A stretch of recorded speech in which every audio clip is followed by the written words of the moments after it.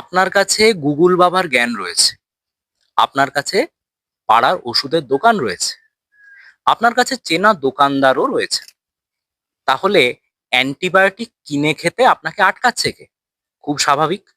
আপনি যাবেন, দোকানদারকে বলবেন যে দাদা, আমার পেটে ব্যথা করছে, একটু ডায়রিয়া হয়েছে, বা আমার নাক থেকে জল পড়ছে, বা আমার দেখুন এখান থেকে আমার একটা ফোঁড়া মতো হয়েছে। তিনি তার পছন্দ মতো একটা ওষুধ আপনাকে দিয়ে দেবেন, আপনি সেটা খাবেন। এতে অন্য কারো কি সমস্যা হচ্ছে? ডাক্তারেরই বা কি, বা অন্যান্য আপনার সহনাগরিকদেরই বা সমস্যা কি? তাই তো? আজকে আপনাকে বোঝাই, আমার আপনার এই ধরনের অযাচিত অ্যান্টিবায়োটিক খাওয়ার ফলে আমরা নিজেদের এবং গোটা সমাজকে কত বড় বিপদের দিকে ঠেলে দিচ্ছি। আপনার বাড়িতে চোর পড়েছে, আপনি কি করলেন? চোরটাকে ধরলেন, উত্তম মধ্যম দিলেন এবং ছেড়ে দিলেন। আপনি বললেন দ্বিতীয়বার যদি ঢুকিস তাহলে কিন্তু ঠ্যাং খোঁড়া করে দেবো। চোর তো সোনামুখ করে চলে গেল, কিন্তু যাওয়ার সময় সে দেখে গেল আপনার ঘরের কোন কোন ছিটকিনি ভাঙা আছে, কোথায় কোথায় আপনার বাড়ির চৌকিদার থাকে এবং কোথায় থাকে না। ভবিষ্যতে সেই চোর যখন ঘরে ঢুকবে, তখন কিন্তু সে মাথায় রাখবে যে ওইখানে ওইখানে আপনার লুপহোলস রয়েছে। আমরা কার সাথে ডিল করছি মশাই? ব্যাকটেরিয়া। যে ব্যাকটেরিয়া মহাসৃষ্টির আদিকাল থেকে আছে, আমি আপনি কোন ছাড়। তাহলে তারা যখন আমাদের সাথে এই লড়াই চলবে তাদের, তারা কিন্তু তাদের অভিযোজন ক্ষমতাকে কাজে লাগিয়ে তারা এমন কিছু পরিবর্তন করবে যে আমরা কিন্তু সেটাকে টেক্কা দিতে পারবো না।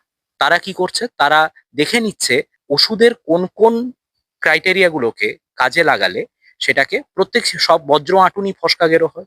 ওষুধ যে প্রোটিনের ওপর কাজ করে, ব্যাকটেরিয়া সেই প্রোটিনটাকেই চেঞ্জ করে দেয়, অর্থাৎ ছদ্মবেশ ধরে নেয়। তার ফলে ওষুধ ব্যাকটেরিয়াকে চিনতে পারে না। দ্বিতীয়ত, ব্যাকটেরিয়া নিজের চারপাশে একটা দুর্ভেদ্য বর্ম পড়ে ফেলে, যেটাকে আমরা বায়োফিল্ম বলি। এবং তৃতীয়ত, যে ওষুধটা ব্যাকটেরিয়ার শরীরের ভেতরে ঢোকে, ব্যাকটেরিয়া সেটাকে ইফ্লাক্স পাম্পের মাধ্যমে বের করে দেয়।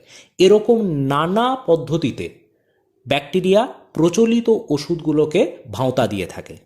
এমন একটা দিন আসতে চলেছে যখন আমাদের প্রচলিত অ্যান্টিবায়োটিক গুলো আর কাজ করবে না। ফলে কি হবে? ধরুন একটি বাচ্চা ছেলে খেলতে গিয়ে তার হাঁটু ছড়ে গেছে, সেখান থেকেই সেপ্টিসিমিয়া তার মৃত্যু হতে পারে। তো এই যে এরাটা যেখানে অ্যান্টিবায়োটিক আর কাজ করবে না, সেটার নাম আমরা অত্যন্ত আতঙ্কের সঙ্গে রেখেছি পোস্ট অ্যান্টিবায়োটিক এরা। এই মুহূর্তে আমাদের কাছে করণীয় কি? প্রথমত আমাকে দেখতে হবে অ্যান্টিবায়োটিক ছাড়া অন্য কোনো ট্রিটমেন্ট মোডালিটি কি এখন আছে যেটা ব্যাকটেরিয়া সংক্রমণ থেকে আমাদেরকে রক্ষা করতে পারে। অনেক কিছু চলছে, প্রপোজড হয়েছে, ন্যানো মেডিসিন আছে, আরো অনেক কিছু আছে, কিন্তু সেগুলো কোনোটাই এখনো পর্যন্ত মাস্কের ব্যবহারের উপযুক্ত হয়নি। তাহলে আমার কাছে একটাই উপায়, সেটা হচ্ছে আমার হাতে যে কটা অ্যান্টিবায়োটিক রয়েছে তার এগেনস্টে যেন কোনো রেজিস্ট্যান্স তৈরি না হয়, সেটাকে রক্ষা করা। অর্থাৎ যতটা রেজিস্ট্যান্স হয়ে গেছে সেটা যেন আর খারাপ না হয়। আর দ্বিতীয়ত, তার জন্য কি করতে হবে? আমার হাতে যে কটা অ্যান্টিবায়োটিক রয়েছে সেটা নিয়ম করে সঠিকভাবে ব্যবহার করতে হবে। কিন্তু ইনফরমেশন আর নলেজের মধ্যে একটা তফাৎ আছে। কি সেটা? সেটা হচ্ছে যখন আপনি সেই ইনফরমেশনটাকে এক্সপেরিয়েন্স দিয়ে ভ্যালিডেট করবেন, তখন সেটা নলেজ হবে। আজকে আপনার কাছেও যে ইনফরমেশন রয়েছে আমার কাছেও রয়েছে, কিন্তু আমি যেহেতু এই ফিল্ডে কিছুদিন কাজ করেছি, তার ফলে আমার কিছুটা নলেজ হয়েছে। কেন? কারণ আমার এক্সপেরিয়েন্স আছে। তফাৎটা এখানে। সঠিক ওষুধ সঠিক ডোজে সঠিক সময়ের জন্য সঠিক রোগীর জন্য ব্যবহার করলে তবেই কিন্তু রোগ এবং রোগী দুজনেরই নিরাময় হবে। এখন আমরা শুধুমাত্র বিওয়্যার বলি না, আমরা বলি বি অ্যান্টিবায়োটিক অ্যাওয়্যার। সবাই সুস্থ থাকুন, সচেতন থাকুন।